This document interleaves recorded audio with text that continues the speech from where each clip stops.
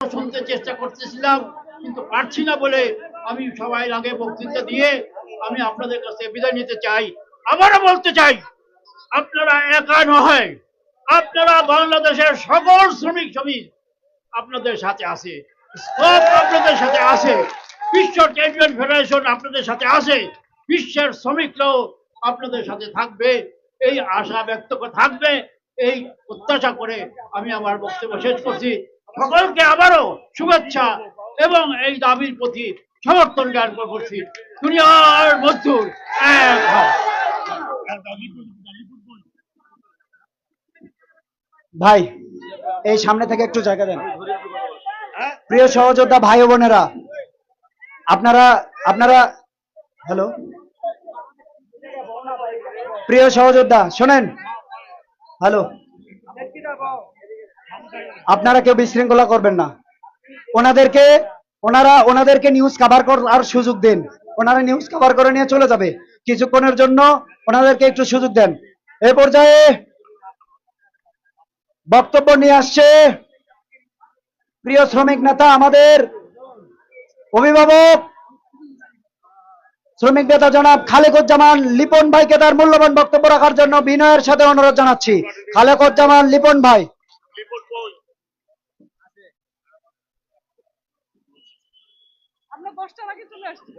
আমি একটা প্রোগ্রামে ছিলাম, ওখানে আসলাম, এসে আবার ওটা মূল মাইক কোনটা, মূল মাইকটা কোনটা, মূল মাইকই তো পাচ্ছি না।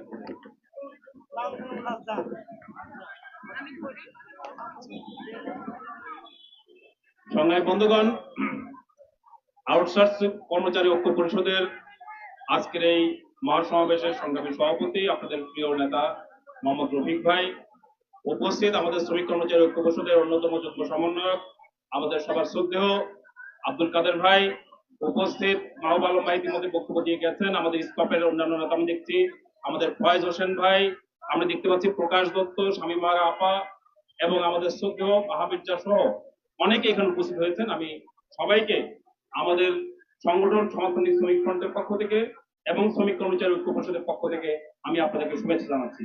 একই সাথে সারা দেশে আমরা যে সফল আন্দোলন পরিচালনা করছি, রিক্সা ব্যাটারি রিক্সা এই যে এক সংগ্রাম পরিষদ, সেটার দায়িত্বে আমি আছি। সেখান থেকেও আপনাদেরকে আমি 60 লক্ষ আমাদের এই শ্রমিক কর্মচারী ভাইদের শ্রমিকদের পক্ষ থেকে আমি আপনাদেরকে শুভেচ্ছা জানাচ্ছি। আমরা 60 লক্ষ রিক্সা ব্যাটারি রিক্সা, আর আমাদের সারা দেশের শ্রমিক সংখ্যা হচ্ছে 7 কোটি প্রায় 40 লাখ, আপনারা তার মধ্যে 6 লাখ আউটসোর্সিং কর্মচারী। আমি কয়েকটা কথা বলতে চাই, একটু আপনার মনোযোগ দিয়ে শুনবেন। একটা জিনিস খেয়াল করবেন, আমাদের প্রবাসী ভাইয়েরা কত, প্রায় 1.5 কোটি, তারা প্রায় 150টার উপরে দেশে তারা বসবাস করতে, তারা কাজ করেন এবং বছরে $30 বিলিয়ন উপরে তারা পাঠাচ্ছেন। তাদেরকে নেওয়ার জন্য বাংলাদেশের রিক্রুটিং এজেন্সি হচ্ছে 1300টি। আর আপনাদেরকে রিক্রুট করার জন্য কয়টা এজেন্সি আছে আপনারা জানেন? ঠিকাদার প্রতিষ্ঠান, সেটা হচ্ছে 1600 প্রতিষ্ঠান আপনাদেরকে রিক্রুট করে। তাহলে 1.5 কোটি শ্রমিককে বিদেশে পাঠায়, যারা $30 বিলিয়ন পাঠায়, তাদের জন্য আছে 1300 রিক্রুটিং এজেন্সি। আর আমাদের এখানে কি পরিমাণ মধু আছে, যে কারণে এখানে 1600 রিক্রুটিং এজেন্সি আছে। সেই মধুটা কি? সেই মধুটা হচ্ছে আপনারা জানেন, আপনার সভাপতি বললেন টাকা দেবে সরকার, ঠিকাদারের কি দরকার? কারণ আপনাদের জন্য আমরা একটা হিসাব করেছিলাম যে সরকার যে টাকা দেয় সর্বনিম্ন 16,000 থেকে শুরু করে 21,000 টাকা, 19,000 টাকা পর্যন্ত আপনাদেরকে দেওয়া হয়। কিছুটা হয়তো সংশোধন করা হয়েছে, আমি পূর্বেরটাই বলছি। এই সংশোধিত হিসাবে আমাদের যে কর্মচারী ভাইরা, শ্রমিক ভাইরা এখানে নিয়োগ প্রাপ্ত হন, যে ঠিকাদার প্রতিষ্ঠান মাধ্যমে, ওই ঠিকাদারি প্রতিষ্ঠান আপনার থেকে একটা কমিশন রাখে, আপনার কাছ থেকে সেই ঠিকাদারি প্রতিষ্ঠান একটা কমিশন রাখে। আবার আপনি যে সরকার থেকে কমিশন পাচ্ছে, আবার আপনার থেকেও কিন্তু একটা কমিশন সেখানে নিচ্ছে, নাকি ভাই? আচ্ছা, তার মানে কি দেখেন, সরকার টাকা দিল, সেখান থেকে ওই ঠিকাদার লাভ করলো, আবার আপনার থেকেও একটা পরিমাণ টাকা সে কেটে নিল, ওখান থেকেও সে লাভ করলো। যে কারণেই কিন্তু 1300 আজকে 1600 রিক্রুটিং এজেন্সি, এবং এজেন্সি গুলো খোঁজ নিয়ে দেখেন সচিবালয়ের বিভিন্ন কর্মকর্তার কি আত্মীয় স্বজন বেনামে নামে তারা রেখেছে। একই সাথে বলতে চাই, যারা অতীতে দেশ চালিয়েছিল, ফেসিবাদী দুঃশাসন চালিয়েছিল, যে শেখ হাসিনার সরকার আমাদের প্রায় ১,৫০০ মানুষকে হত্যা করেছে, তাদের কিছু ভাড়াটিয়া লোক, তাদের কিছু নেতাদেরকে তারা এখানে দিয়েছিল লাইসেন্স করার জন্য, তারাও এই ব্যবসাটা করেছে। তার মানে এই মধুটা কোথায় বুঝে নেবার? প্রিয় বন্ধুগণ, আমরা পরিষ্কার করে বলতে চাই শ্রমিক কর্মচারী ঐক্য পরিষদের পক্ষ থেকে, আমরা জানি আমাদের শ্রম আইনে পরিষ্কার বলা আছে, স্থায়ী কাজে কোনোভাবেই অস্থায়ী শ্রমিক নিয়োগ করা যাবে না। আপনারা এখানে আমি জানি ৩ বছর থেকে শুরু করে ২১ বছরের কর্মচারী এখানে আছেন না ভাই? তাহলে আপনি একটা কাজ করছেন ৩ বছর থেকে ২১ বছর, তার মানে আপনি কিন্তু স্থায়ী কাজ করছেন। তাহলে আপনার নিয়োগটা কি হবে? আপনার নিয়োগটা স্থায়ী হতে হবে, এটা আমাদের আইনের ভাষা। তাহলে আমাদের এই সরকার আইন লঙ্ঘন করছে, সংবিধান লঙ্ঘন করছে। ফলে পরিষ্কার করে আমরা স্কপের পক্ষ থেকে, শ্রমিক কর্মচারী কমিশনের পক্ষ থেকে আমরা দীর্ঘদিন আন্দোলন সংগ্রাম করে আসছিলাম যে আমাদের আউটসোর্সিং কথা বাতিল করো, স্থায়ী কাজে স্থায়ী শ্রমিক নিয়োগ করো।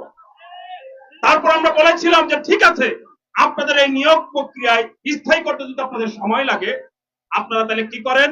তাহলে এই যে মাঝখান থেকে কমিশন, আমার থেকে কমিশন নিচ্ছে, যখন ২ বছর পর পর আপনাদের রিটেন্ডারিং হয়, তখন কি করা হয় ভাই? তখন বলা হয় আপনার নাম তালিকায় থাকবে কিনা জানি না, এটা বলে আপনাকে টোপ দেয়, মানে আপনি থাকবেন না, আপনার মধ্যে ভীতি ঢুকে দেয়। তখন আপনি কিন্তু কি করেন? ঘুষ দেন, যে ভাই আমাকে রাখতে হবে। ঘুষ দেন না ভাই আপনারা? আমরা হিসাব করে দেখেছি, এখানে যদি গড়ে ১ লাখ টাকা করেও আপনার কাছ থেকে ঘুষ নেয়, প্রায় ৬,০০০ কোটি টাকার এখানে ঘুষ বাণিজ্য হয় শুধুমাত্র এই আউটসোর্সিং এর নিয়োগ প্রক্রিয়া নিয়ে, রিটেন্ডারিং প্রক্রিয়া নিয়ে। আমরা বলেছিলাম প্রশাসনকে, সরকারকে, এই যে রিটেন্ডারিং প্রক্রিয়া আপনারা বন্ধ করুন, সরাসরি আপনারা নিয়োগ প্রদান করুন, তাতে আমার শ্রমিক ভাই বেঁচে যাবে, সরকারের টাকারও সাশ্রয় হবে, আর একদল মুনাফা করি যারা লাভ করছে তারা এখান থেকে বিদায় হবে। কিন্তু সরকার এই কাজ করতে চায় না। আমরা বললাম আচ্ছা খুব ভালো কথা, যে কমিশন আপনারা করেছেন, যে বেতনের বিষয় আপনারা নির্ধারণ করেছেন, আমরা হিসাব করে দেখেছি, আপনারা এখন সরকার যে টাকা আপনাদেরকে বরাদ্দ দেয় বেতন দেওয়ার জন্য, সেখানে আমরা দেখলাম প্রায় ১৩ থেকে ১৪,০০০ কোটি টাকা আপনাদেরকে বরাদ্দ, মানে আপনাদের বেসিকটা, আপনাদের যে বেতনের স্যালারি আছে সেটা আমরা দেখে হিসাবটা করলাম যে ১৩ থেকে ১৪,০০০ কোটি টাকা আপনাদেরকে বরাদ্দ করে এখন সরকার। আমরা হিসাব করে দেখলাম যদি আপনাদেরকে ৬ লাখ মানুষকে স্থায়ীকরণের জায়গায় যদি সরকার চায়, তাহলে কত টাকা লাগবে? আমরা হিসাব করে দেখলাম, আপনাদের মনে আছে নিশ্চয়, রিপোর্টার ইনস্টিটিউটে আমাদের যে সেমিনার হয়েছিল, সেই সেমিনারে একটা প্রবন্ধ উপস্থাপন হয়েছিল। সেই প্রবন্ধে আমরা হিসাব করে দেখিয়েছিলাম যে সম্ভবত ১৭ থেকে ১৮,০০০ কোটি টাকা বরাদ্দ করলে আপনাদের সকল মানুষকে স্থায়ী করা সম্ভব। তাহলে কি আমাদের রাষ্ট্রের কাছে ১৭,০০০ কোটি টাকা নাই? আছে কিনা? আমরা প্রতি বছর যে জিডিপি হয়, অর্থাৎ গ্রস ডোমেস্টিক প্রোডাক্ট, আপনার এই আমরা ১৮ কোটি মানুষ মিলে যা উৎপাদন করি, তাতে প্রায় আমাদের ৫৪ থেকে ৫৫ লক্ষ কোটি টাকা আমরা উৎপাদন করি। আর আমরা কি সার্ভিস দিই? সচিবালয়ের যে মিটিং হয়, ওই জনপ্রশাসন সচিব থেকে শুরু করে আমাদের আইটি সেকশন, নির্বাচন কমিশন, ওয়াসা, যারা সেবা দেয়, সমস্ত হাসপাতাল আজকে চলছে আউটসোর্সিং কর্মচারীদের মাধ্যমে। তাহলে তারা সেবা দিচ্ছে, এই সেবার মূল্য কত? এই সেবার মূল্য তো আপনি টাকা দিয়ে হিসাব করতে পারবেন না, এটা কোটি কোটি লক্ষ লক্ষ কোটি টাকা হচ্ছে সেবার মূল্য। অথচ আপনি কি দুনিয়ায় কোথাও আছে যে আপনার শ্রম ঘন্টা হচ্ছে ২৪ ঘন্টা? এই আউটসোর্সিং এ আমাদের আছে। আমাদের কি বলে প্রাইমারি স্কুলের দপ্তর কি প্রহরীরা আছে না, তাদের ডিউটি কি? ওখানে প্রকাশ্যে তাদের যে বিধিমালা, তাদের যে নিয়োগ, সেখানে বলে দেওয়া আছে সে দিনে ডিউটি করবে দপ্তরি, রাত্রে করবে সে প্রহরী কাজ। তার মানে ২৪ ঘন্টা ডিউটি। দুনিয়ার কোথায় এই দাসত্ব নিয়ম আছে আপনারা বলেন? ফলে আমরা বলতে চাই, আজকে আপনি এখানে আউটসোর্সিং এর মাধ্যমে করছেন, কন্ট্রাকচুয়াল করছেন, বিভিন্ন ভাবে আমাদের মানুষদেরকে ঠকাচ্ছেন। আমরা পরিষ্কার করে বলতে চাই, এই আউটসোর্সিং কথা বাতিল করতে হবে। ২, এই যে ঠিকাদারির মাধ্যমে রিটেন্ডারিং যে প্রক্রিয়া আছে, সেটাকে আপনারা বন্ধ করবেন। ৩, আমি একজন লেবার কোর্টের মেম্বার, আমি সেই লেবার কোর্টে দেখি কিভাবে আদালতে মামলা হচ্ছে। রূপালী ব্যাংকে একজন মানুষ, তিনি নিয়োগপ্রাপ্ত হয়েছেন ডাটা এন্ট্রির কাজে। দেখা যাচ্ছে তিনি ২১ বছর ধরে, ১৬-১৭ বছর ধরে তিনি ডাটা এন্ট্রির ওই পদে তিনি আছেন, কিন্তু তিনি স্থায়ী হচ্ছেন না। শেষ পর্যন্ত তারা মামলা করেছেন। শ্রম আদালতে, সেই মামলা চলছে। আমি যেহেতু সেই আদালতে আছি, সেই মামলার একজন আমি সাক্ষী।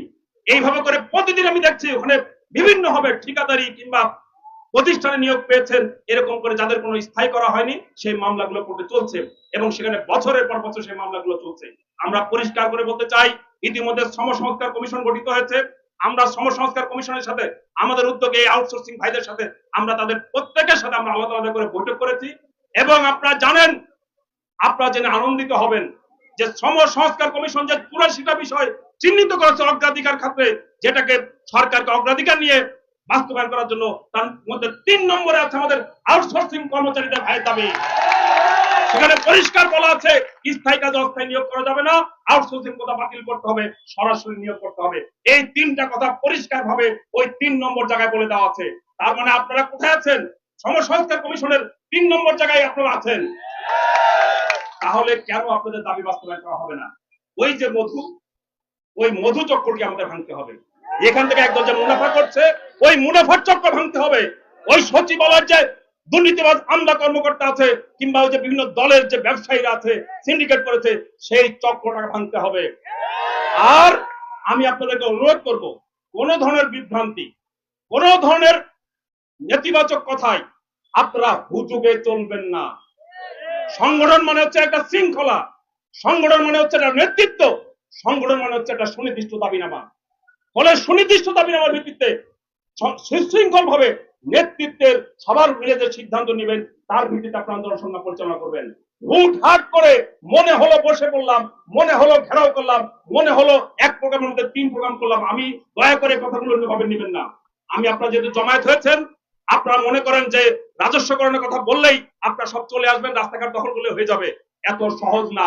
ওই মধুচক্র ভাঙার চেষ্টা করতে হবে, তার জন্য একটা লড়াই সংগ্রাম করতে হবে। আমরা ইসলামের পক্ষ থেকে সেই লড়াই সংগ্রাম দীর্ঘদিন করে করছি। আপনারা এখন আমাদের সাথে যুক্ত হয়েছেন।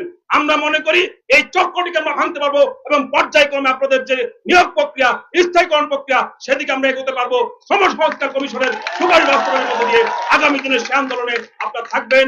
এই কথা বলে আপনাদের সমাবেশে থাকতে পারলে আমার ভালো হতো। আমি একটা কর্মসূচি থেকে আসছি, আমার 12:30টা একটা কর্মসূচি আছে, অলরেডি 12:35 বাজে। আপনারা যদি অনুমতি দেন, দয়া করে আমি চলে যেতে চাই। ঠিক আছে, ধন্যবাদ। আমি আপনাদের সবাইকে ধন্যবাদ জানাচ্ছি।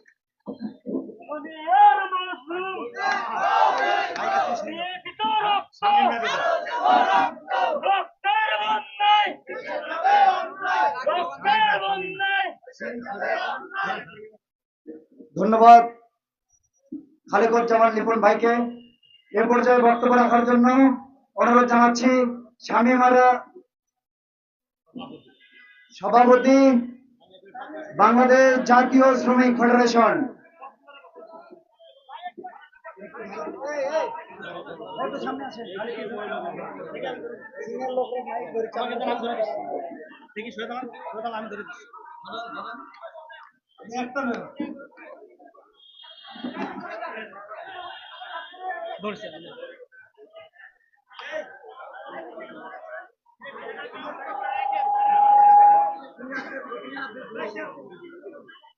আউটসোর্সিং আয়োজিত আজকের এই বিশাল এই মহতি মহাসমাবেশের সংগ্রামী সভাপতি, উপস্থিত সারা বাংলাদেশ থেকে আগত আউটসোর্সিং ভাই এবং বোনেরা, সবাইকে শ্রমিক কর্মচারী ঐক্য পরিষদের পক্ষ থেকে, আমার সংগঠন বাংলাদেশ জাতীয় শ্রমিক ফেডারেশনের পক্ষ থেকে সবাইকে সংগ্রামী শুভেচ্ছা এবং অভিনন্দন। বন্ধুরা, কিছুক্ষণ আগে যে বক্তা আমাদের লিপন ভাই বক্তব্য রেখেছেন, সেই বক্তব্যের মধ্যে সুস্পষ্ট ভাবে বলা হয়েছে যে আমাদের ঐক্যবদ্ধ ভাবে শৃঙ্খলার মধ্য দিয়ে আমাদের দাবি আদায় করতে হবে। কারণ আউটসোর্সিং এরকম একটি প্রথা, সেটা হচ্ছে দাস প্রথার মতো, যে দাস প্রথা দিয়ে আজকে আমাদের এই নিয়োগ বাণিজ্য, এই নিয়োগ নেওয়া হচ্ছে অস্থায়ী ভিত্তিতে। বন্ধুগণ, তাই আমরা বলতে চাই, ইসলামের পক্ষ থেকে আপনারা সবাই ঐক্যবদ্ধ থাকবেন, সবাই আন্দোলন সংগ্রামের মধ্য দিয়ে থাকবেন এবং আমরা ইসলামের পক্ষ থেকে আপনাদের এই আন্দোলন সংগ্রামের সাথে আমরা সংহতি প্রকাশ করছি এবং আমরা আপনাদের আন্দোলনের সাথে আমরা থাকবো, কারণ একটি যৌক্তিক আন্দোলন, এই আন্দোলন একটি নৈতিক আন্দোলন।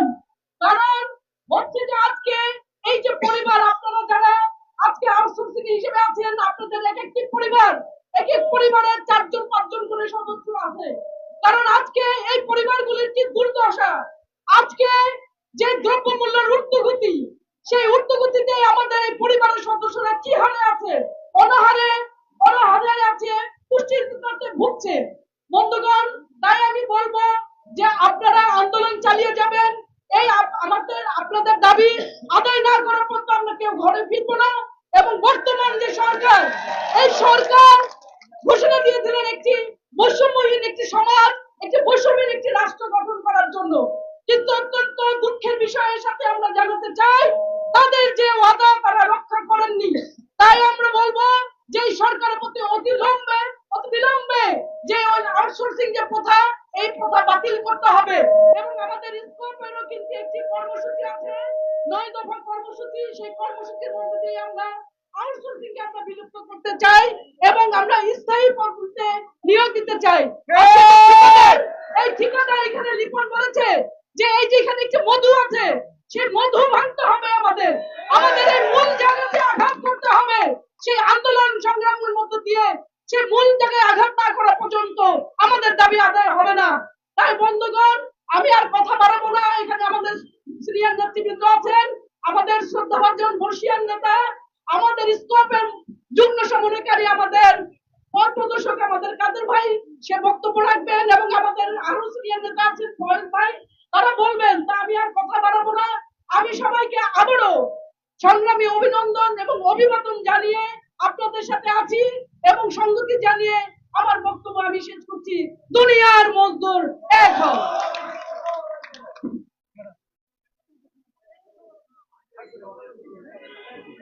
ধন্যবাদ ভাই। এই মাইকটা একটু এইদিকে মাথাটা ঘুরে যান, নয়েজ করতেছে। এই গাড়ির মাইকটা একটু ঘুরে যান। আর ওয়াসার ভাইদের ধন্যবাদ জানাচ্ছি, খুব সুশৃঙ্খল ভাবে বসে আছে মাঝখানে। আর